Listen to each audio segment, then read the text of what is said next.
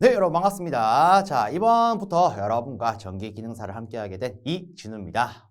자, 일단 우리가 본 수업에 들어가기 앞서서 여러분들이 준비하려고 하시는 이 자격증, 즉 전기 기능사 같은 경우에는 뭐 시험 기준이 어떻게 됐는지 우리가 어떻게 준비하면 좋은지 간단히 살펴보도록 하겠습니다.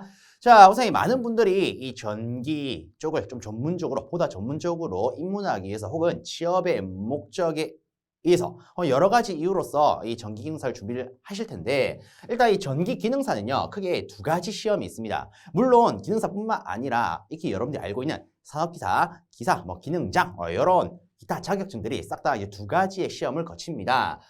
우리가 흔히 말하는 1차 시험이 있고요. 그 다음에 2차 시험 이렇게 있는데, 1차 시험은 우리가 흔히 이렇게 말을 하죠. 필기요. 실제 우리가 여러 가지 이론적인 내용을 배워가지고 4개 중에 1개를 고르는 필기를 가지고 1차 시험을 치릅니다. 그리고 이 필기를 합격을 하시게 되면 실기 시험을 치러요. 특히나 우리 기능사 같은 경우에 실기는요. 자, 우리의 자격명이 뭡니까? 전기 기능사죠. 즉 기능 쪽에 아무래도 초점을 맞추다 보니까 이 실기가 기타 산업기사, 기사와 달리 서술형으로 치르는 게 아니고 순수 작업형으로만 이루어집니다. 그래서 실상 여러분들이 이 기능사를 준비하실 때는 일단 제일 좋은 거는 단기간 내에 쉽게 필기 처리해 버리고 바로 요놈을 준비하는 게 제일 좋지 않겠습니까? 그죠? 그러면 우선적으로 우리가 이 필기에는 또 어떤 과목이 있느냐? 이것도 미리 알아놓으면 좋겠죠.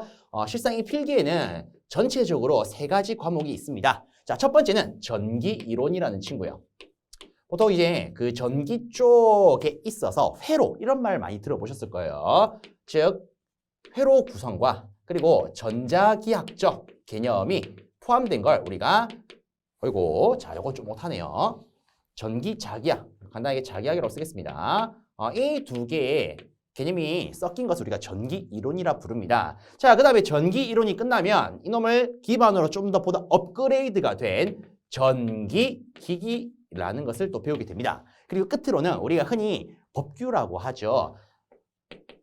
어떤 전기적인 부분을 보다 안전하게 사용할 수 있게 하는 규정된 약속이 있습니다. 그래서 우리가 다르게 전기 법규 혹은 전기 설비라고 하는 이런 총 3가지 과목을 배우게 됩니다. 우선에 이 전기 이론과 전기 기기는 물론 당연히 어떤 이론적인 부분이 있겠지만 일단 계산하는 수식적인 부분이 좀 많은 비중을 차지를 합니다. 그리고 전기 설비는 그렇죠. 제가 법규라고 했었죠. 그래서 요거는 어찌 보면 생 암기 사항이에요.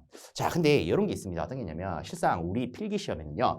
각 과목별로 해서 20문항씩 출제가 됩니다. 즉 전기 이론 20문항, 전기 기기 20문항, 전기 설비 20문항. 그럼 전체적으로는 토탈 60문항이 출제가 되겠죠. 맞습니까? 자, 여기서 실상 이 통과 기준은요. 이 60문항 중에 몇 개 이상을 맞추면 되느냐? 36개 이상만 맞추면 됩니다. 그리고 실상 실제 이 산업기사와 기사 같은 경우에는 이런 것도 있어요. 이 각 과목에 있어서 최소로 맞추어야 되는 조건이 있습니다. 근데 우리 기능사는요. 이런 과목 불문하고 전체적인 합계로서 36개 이상만 맞추면 끝이에요. 아시겠죠? 그럼 우리가 이렇게 볼 수 있을 거예요. 예를 들어 제가 나는 수식적으로 계산하는 게 좀 편해. 그러면 이 과목을 기준으로 집중해서 준비를 하고 얘는 이제 부가적인 개념으로 준비하면 되겠죠. 근데 혹은 이런 분도 계실 거예요. 나는 암기하는 거에 자신 있어. 그러면 얘를 중점적으로 갖고 가시면서 나머지를 조금 부수적으로 챙길 수 있겠죠. 그래서 내가 조금 편한 부분에 있어서 초점을 맞추면서 좀 부가적으로 챙기시면 충분히 36개 이상은 맞추실 수가 있을 거예요. 그리고 중요한 거는 자, 일단 기능사라고 하는 것은 제가 미리 말했지만 기능 쪽에 초점이 맞추어진 영역입니다. 그래서 실제 우리가 어떤 이론 부분을 다룰 때 혹은 수식적인 부분을 다룰 때 그 유도 과정이 중요하기보다는 결과론적으로 나오는 게 굉장히 중요해요. 솔직히 우리의 목적, 즉 여러분들의 목적은 단기간 내에 자, 빠르게 그리고 쉽게 합격하는 게 첫 번째 목적이 될 겁니다. 맞습니까? 그래서 제가 이제 여러분들과 함께 하면서 뭐 이런 부분에 있어서 물론 필요한 부분에 있어서는 제가 일부 유도를 할 수가 있습니다만은요. 여러분들이 보실 때는 그 유도 과정 딱 팔짱 끼면서 이런 게 있는갑다. 이렇게 딱 생각해 주시고 딱 결과 위주로만 챙겨가 주십시오. 아시겠죠? 우리 기능사는요. 딱 결과 위주로 해서 답을 고르면 되게끔 생각보다 간단하게 출제가 됩니다. 아시겠습니까? 그래서 딱 우리는 뭐 기준? 결과 기준으로만 챙겨갈 것이다. 아시겠죠? 그리고 여러분들이 실제 이론적인 부분을 다 다루면 당연히 과연도 기출 문제를 푸실 거예요. 근데 과연도 기출 문제를 풀다 보면 이런 게 있습니다. 자, 우리는 전체 60문항 중에 36개 이상만 맞추면 된다라고 했어요. 그쵸? 그럼 실질적으로 물론 요즘에는 이런 데이터가 확실히 나와 있지는 않지만 옛날 기준으로 조금 표현을 하자면 실제 60문항을 우리가 100% 기준이라고 했을 때 20%는요. 진짜 20%래. 자, 30%는요. 과연도 문제랑 완전 똑같이 나옵니다.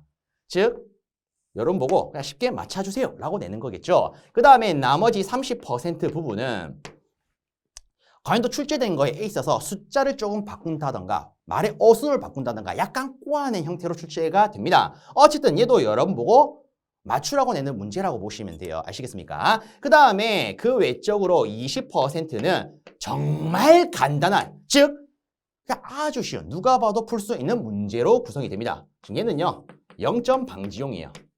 내가 시험을 치러 갔는데 0점 되면은 기분 나쁘다, 그죠? 그래서 이걸 방지하는 목적으로 내는 거다라고 보시면 됩니다. 그럼 요거를 제외한 나머지 20%는 우리가 이런 말을 씁니다.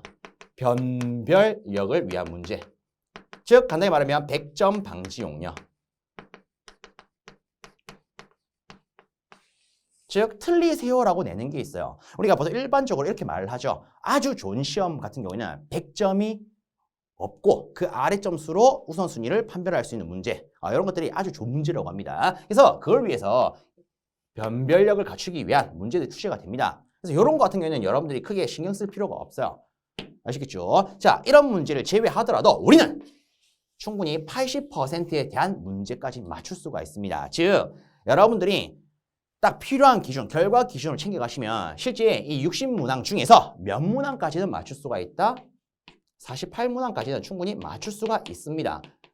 물론 조금 더 공부를 하시게 되면 이보다 많은 점수를 획득할 수 있겠죠. 그죠? 어쨌든 중요한 건 저는 이렇게 말씀드리고 싶어요. 우리의 목적은 단순히 36개 이상 맞춘 합격이 목적입니다. 만점이 목적이 아니에요. 아시겠습니까? 실제 만점을 받는다라고 했을 때 나중에 여러분들이 뭐 실기까지 합격을 했어요. 그럼 그 자격증에 이 사람은 필기 때 만점을 받은 유능한 인재입니다. 이런 글귀 1도 표현되지 않습니다. 아시겠죠? 그냥 36개도 합격이고 38개도 합격이고 40개도 합격이고 48개도 합격이고 60개도 합격이야. 그냥 합격이 끝입니다. 그래서 여러분들이 진짜 단기간 내에 빠르고 쉽게 합격을 하려면 제가 안내를 드린 기준으로만 챙겨가십시오. 충분히 36개에서 48개 사이로 맞추시면서 쉽게 합격하실 수 있을 겁니다. 아시겠죠? 그래서 제가 이렇게 또 말씀드릴게요. 혹시나 여러분들이 저와 함께 내용을 다 배우고 나신 다음에 과연도 문제를 푼다.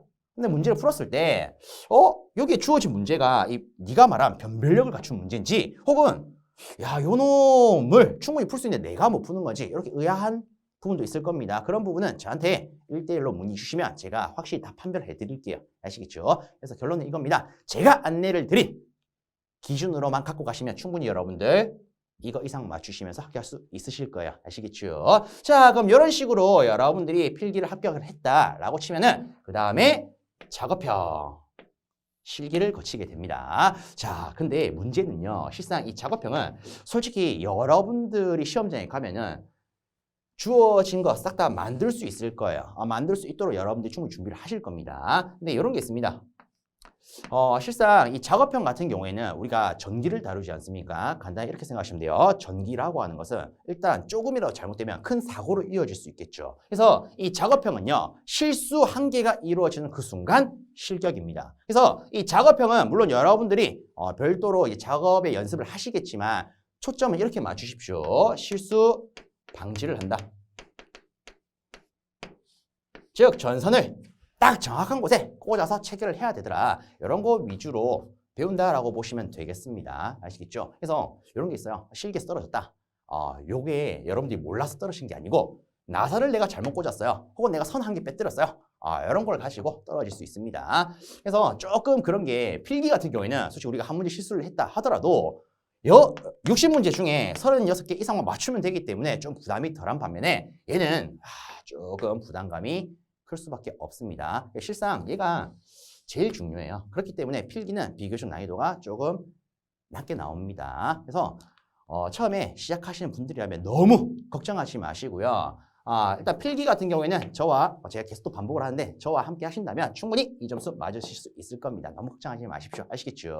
그래서 일단은 우리가 이번 시간에는 뭐 간단하게 이 기능사는 시험이 이렇게 이루어져요. 그리고 요 놈에 대한 세부 내용이 이런 게 있어요. 그리고 점수 배점이 뭐 이렇게 있어요. 뭐 이런 걸 간단히 한번 언급해 봤습니다. 그래서 자, 이번 시간은 여기서 마무리하고요. 자, 이에 대한 자세한 내용들을 우리 본 수업에서 다루도록 하겠습니다. 아시겠죠? 자, 그러면 저는 여기서 마무리 인사드리고요. 본 수업 때 뵙겠습니다. 여러분들 수고 많으셨습니다.